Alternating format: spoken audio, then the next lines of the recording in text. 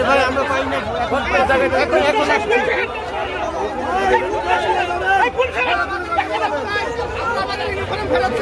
আমরা লাইনকে এখানে ভিত্তি দিয়ে এখানে আমরা চাই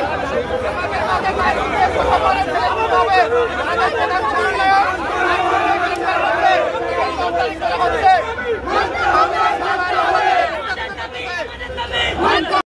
থেকে কিন্তু আলোচনা চলছিল সেনাবাহিনীর বর্তমান ঊর্ধ্বতন কর্মকর্তাদের সঙ্গে এবং এর মধ্যে কিন্তু যারা আন্দোলনকারী ছিল তাদের কিন্তু সহ সমন্বয়ক একজন ছিলেন এবং সেখান থেকে তাদের কোনো আসলে মতামত না আসায় কিন্তু এই মুহূর্তে পুরো তাদের একজনকে আটক করা হয়েছে। সেই আটককৃতকে না ছাড়া পর্যন্ত তারা এই গাড়ি দিতে দিবেন না বলে কিন্তু